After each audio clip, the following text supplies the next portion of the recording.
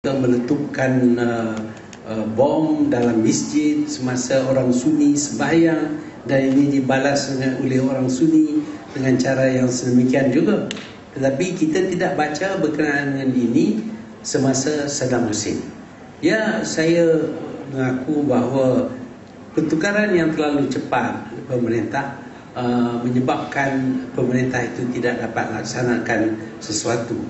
Dalam demokrasi, kita mengadakan pemilihan tiap 5 tahun atau 4 tahun. Terpulanglah kepada rakyat yang harus bijak memilih siapa yang patut memerintah.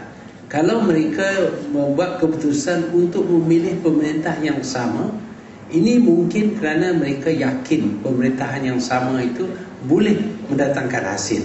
Tetapi apabila mereka lihat pemerintahan itu sudah tidak baik, maka dianya harus digugurkan dengan tidak diberi sokongan. Namun demikian, kita lihat ada pengaruh-pengaruh yang lain, korupsi umpamanya, yang boleh mempengaruhi rakyat untuk menyokong satu pihak atau pihak yang lain tanpa mengambil kira prestasi pihak-pihak ini. Mungkin ada kerana satu kaum itu mengutamakan kaumnya, calon yang daripada kaumnya walaupun tidak baik akan disokong. Ini menidakkan kesan yang baik, menghalang kesan yang baik daripada demokrasi. Tidak ada sebenarnya mana-mana sistem yang begitu baik sehingga tidak ada kecacatan sama sekali. Semua sistem ada kecacatannya. Terima kasih. Selanjutnya Saudara Iis, silakan. Saudara Sony. Para hadirin, yang ingin saya tanyakan adalah terkait dengan pembangunan reformasi informasi atau industri informasi. Kalau saya boleh kutip, pada tahun 99 itu dalam bukunya mengatakan salah satu indikator pembangunan sebuah negara pada masa depan adalah informatisasi, yaitu semakin siap sebuah negara itu sudah mengadopsi teknologi informasi. Kemudian yang agak menarik, sejalan dengan itu tahun 98 Malaysia memperkenalkan polisi di bawah MSI-nya yang salah satu yang ditonjolkan adalah kebebasan internet ataupun no censorship policy.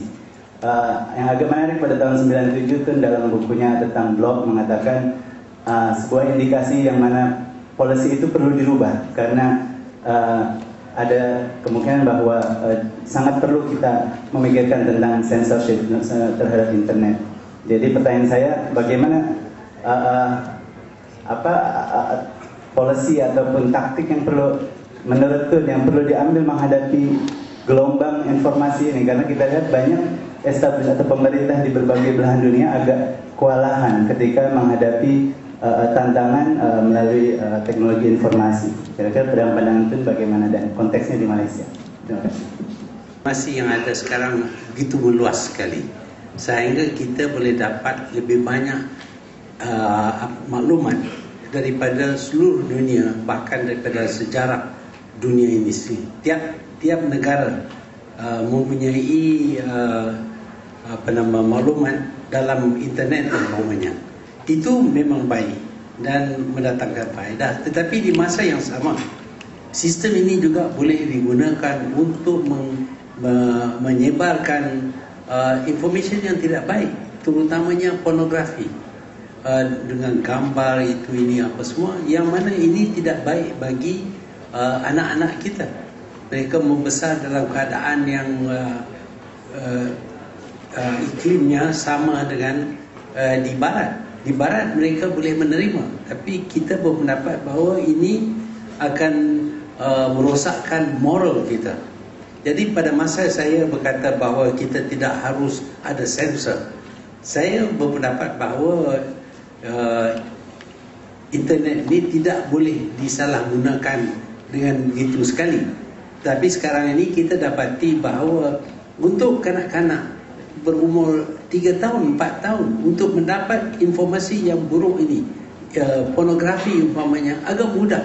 Dengan hanya memasukkan satu perkataan, maka boleh dapat semua yang segala-gala yang buruk ini. Jadi naluri manusia adalah demikian. Mereka amat tertarik dengan benda yang kurang baik ini. Melainkan kalau mereka dididik supaya dengan cukup moral yang tinggi, yang berpegang kepada nilai-nilai agama dengan kuat, mungkin mereka akan menolak kemudahan ini. Tapi biasanya ramai daripada kita begitu lemah sekali. Sebab itu menjadi satu tanggungjawab bagi pihak yang berkuasa yang untuk menyekat sedikit sebanyak.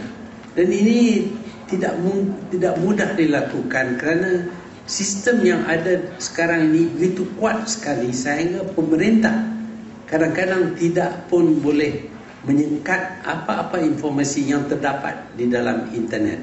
Inilah masalah yang kita hadapi.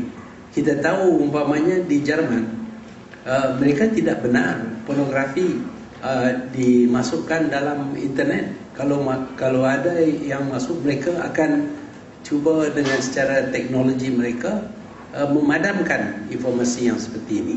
Tapi kita tidak ada kuasa itu. Jadi kita harus ada satu forum mungkin yang melibatkan semua negara, yang mana kita harus ada satu standard yang baik yang akan menyekat kemasukan informasi yang tidak berguna ini. Kalau kita ada persefahaman berkenaan ini dalam United Nations umpamanya, dan kita akan anggap ini sebagai satu jenayah, yang mana kalau sesiapa memasukkan informasi yang buruk ini, maka tindakan boleh diambil ke atasnya. Saya yakin masing-masing negara, terutama Amerika Syarikat, boleh membendung kemasukan informasi yang buruk ini. Kerana kita lihat sekarang ini moral values, kita punya moral values sekarang ini sudah merosot. Dulu anak-anak kita semua mengikut ajaran ataupun segala sekatan yang dibuat oleh ibu bapa mereka. Sekarang ini kuasa ibu bapa ke atas anak mereka sudah jadi luntur, sudah jadi lemah. Jadi anak mereka bebas, dan apabila bebas, mereka kadang-kadang membuat benda-benda yang tidak baik. Umpamanya di Malaysia kita ada mat rempit, kita ada kegunaan dadah umpamanya, narkotik dan lain-lainnya, yang mana ini tidak mendatangkan faedah kepada kita. Sebagai pemerintah yang bertanggungjawab, kalaupun kita dicemooh, kalau kita dikritik kerana menghalang kebebasan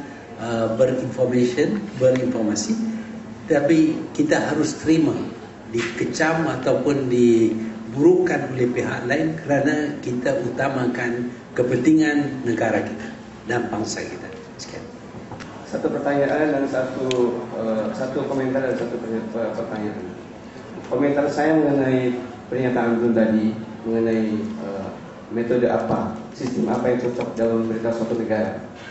Saya setuju dengan pendapat Bun bahwa kadang-kadang demokrasi lebih berhasil bagi sebagian negara, kadang-kadang otoriter lebih berhasil bagi negara yang lain. Kita melihat otoriter berhasil kita temukan di Singapura, di Korea Selatan, dan sekarang di China. Kita juga melihat demokrasi ternyata betul-betul membantu pembangunan bagi kemajuan negara tersebut. Kita temukan di Jepang, kita temukan di negara-negara barat.